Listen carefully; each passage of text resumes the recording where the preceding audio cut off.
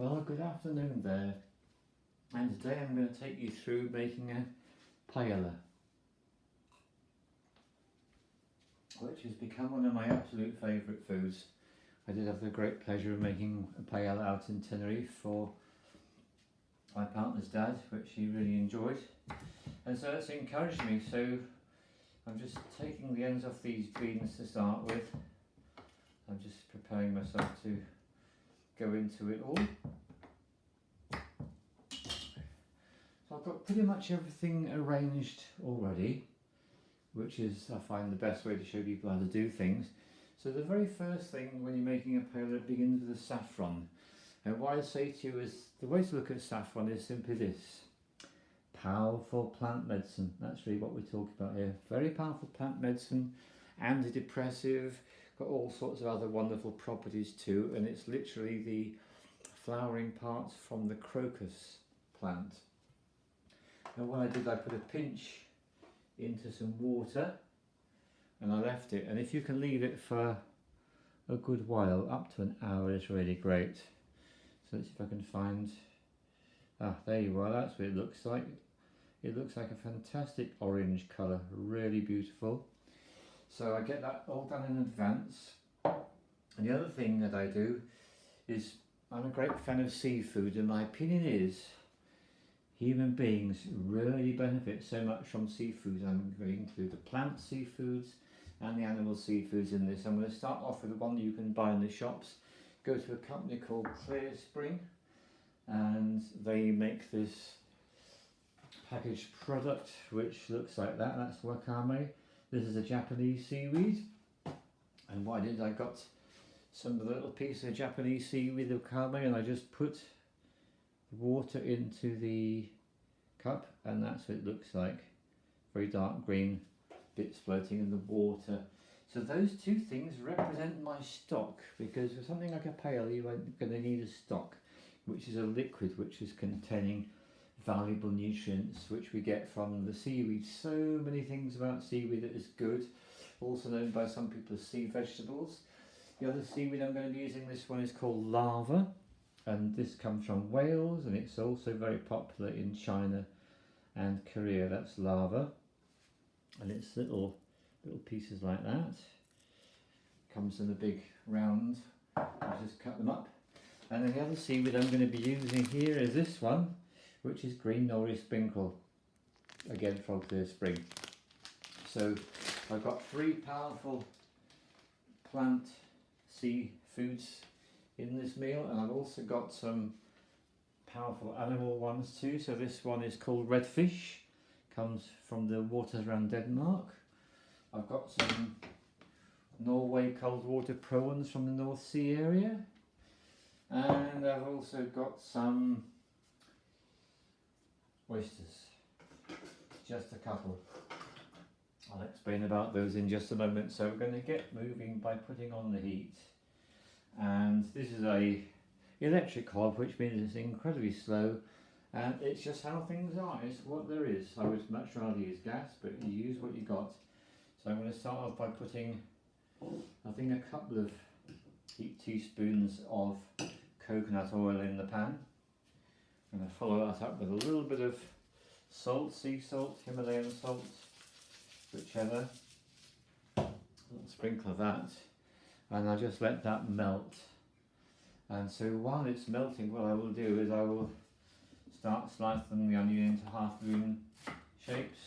If you want to cut onions or leeks, it's really important to have a sharp knife. This is nice and sharp, so very easy to use. And notice my fingertips are away from the knife. My finger's pressing in, but the fingertips away from the knife. That's the safest way to cut an onion into half-moon slices.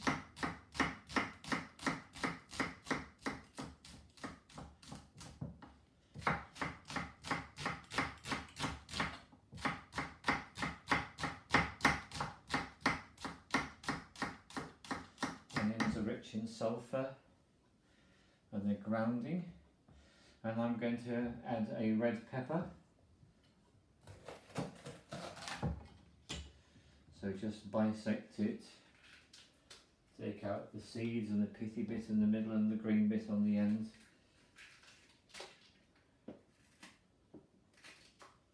Very lucky that the vegetables I'm using today are organic. Depends on where in the world I am as to what's possible. And I've got some garlic that's going to go in, 4 cloves of garlic, so I like to cut my garlic rough into chunky pieces. Don't like to cut it fine.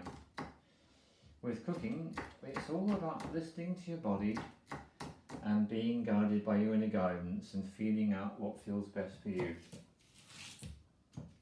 And so here I am making a blatantly, obviously non-vegan meal, and that's an interesting thing for me because I have a lot of vegans in my life, so I can make this meal because none of them are here. There aren't any vegans that I'm inviting to this particular meal, so I'm paying close attention to my body and giving my body everything that it feels that it needs. So what feels like an age later, the oil is finally starting to heat up. Just turn it up even higher to make it get on with it. And I'm going to start off by adding the red fish fillet pieces. And yeah, finally something is happening in there, that's a good sign. And next thing, I'm just going to cut these beans into small pieces. Again, the idea of cooking is to be constantly in the moment. I was going to make big pieces, but the very moment my knife touches the bean, I'm going to do small pieces. That's what the guidance suggests. Remembering to turn down the heat because it's hot. And I'm going to introduce to you my favourite cooking tool, a pair of chopsticks. I just find personally that a pair of chopsticks is the best thing to cook with. Love them. Turning the heat down.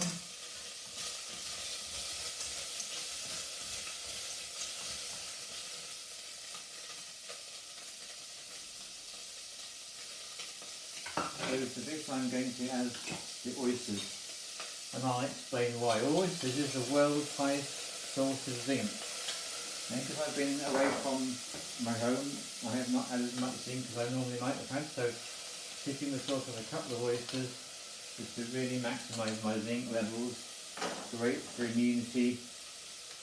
What with all the dodgy viruses floating around at the moment. So just give them another fix there for a couple of minutes.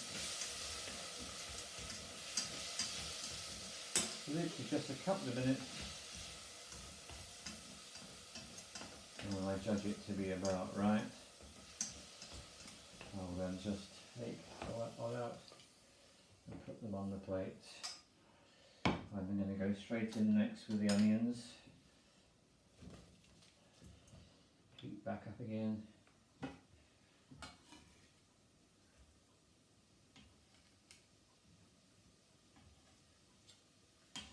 Now I wait with bated breath while the heat does the job.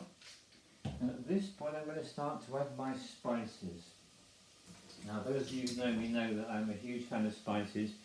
Great gratitude to one of my partners for introducing me to the real magic and medicinal power of spices. So I'm going to start with something nice and traditional for paella, which is some paprika. And I'm going to use a sweet paprika because I prefer it. So a generous spoon and a bit of that. Lovely. And then I'm going to add some very medicinal cardamom. And these are green cardamom seeds which I've just ground up in the iron pestle and mortar, some of that too.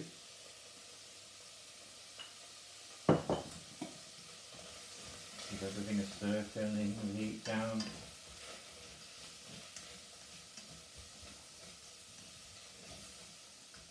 And the next thing I would like to add to this, because of the medicinal qualities of course, is the turmeric. Just a medium amount of turmeric, maybe half a teaspoon at the most. Now to balance that flavour I'm going to add some coriander powder. Always 2 or 3 times the amount of coriander per amount of turmeric. Tiny bit of black pepper. Literally just a really tiny amount of that. a little bit more coconut oil. I don't feel I've got quite the right amount. I know it really is just a matter of keeping on adding, so now it's time for the garlic to go in there.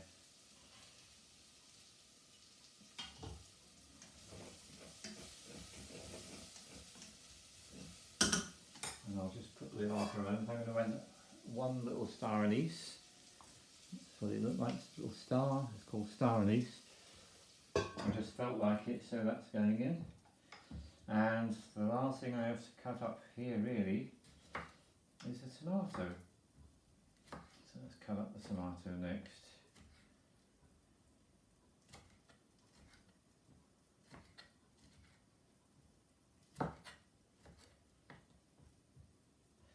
Some people do like to use things like passata or tomato puree, and I just don't.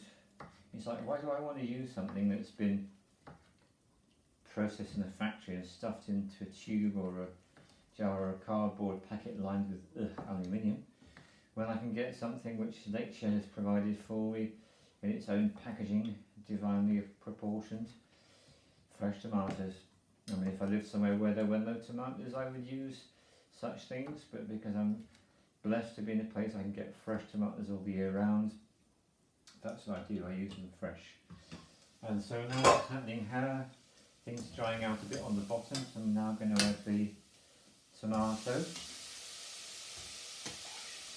follow it up with the red pepper,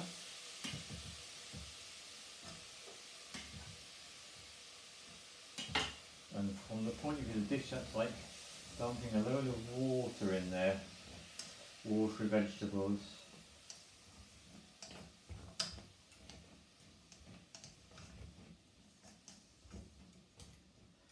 Now I have got my rice already soaked.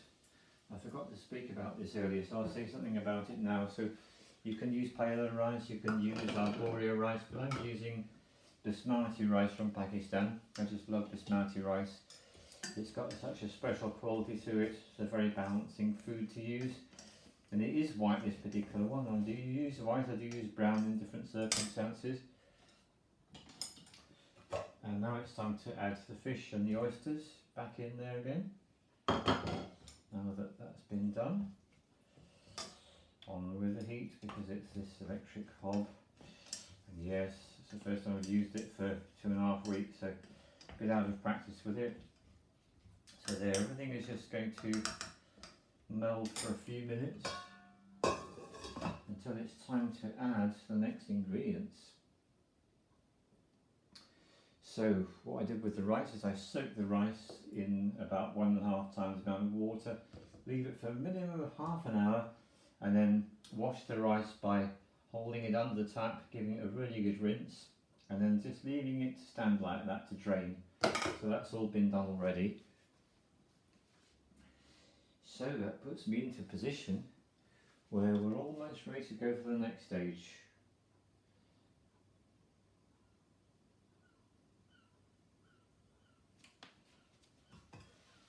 So now that the rice has warmed up, that's better.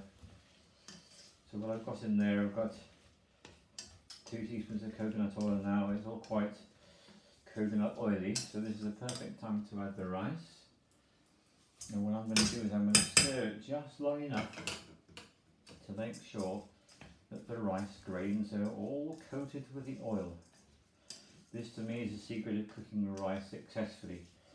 If your grains are coated with oil and the rice has been soaked, washed and rinsed and drained beforehand, then you don't have the problem with sticky clumpy rice. It comes out just right. So we're just giving it a nice stir in there.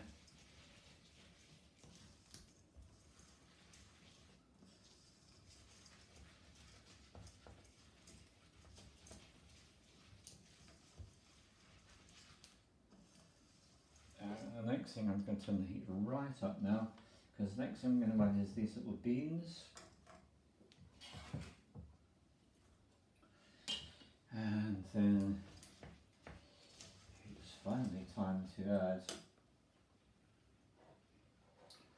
saffron water, full heat now. Saffron water goes in. Wakame stock goes in. A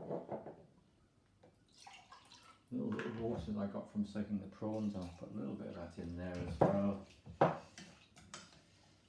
The prawns are not going in yet because they're going to have to wait a bit for all this to happen. And now I'm going to add this. This is the lava seaweed.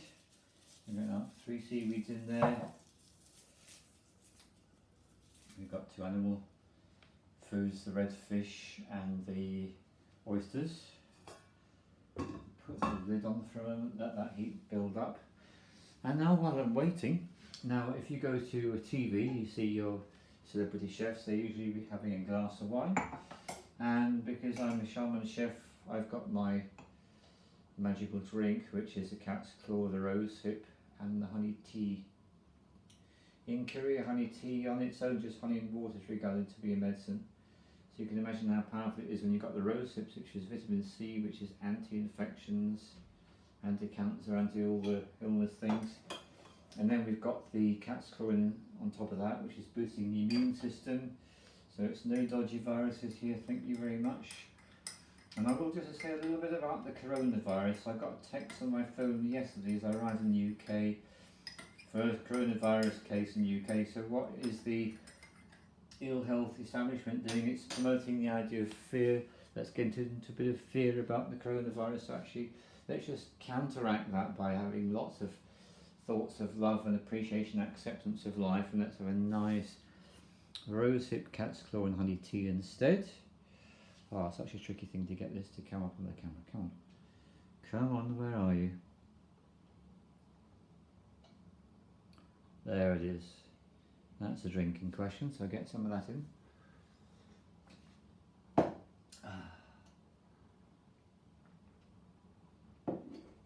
Oh, and as always, it's such a delicious experience drinking that.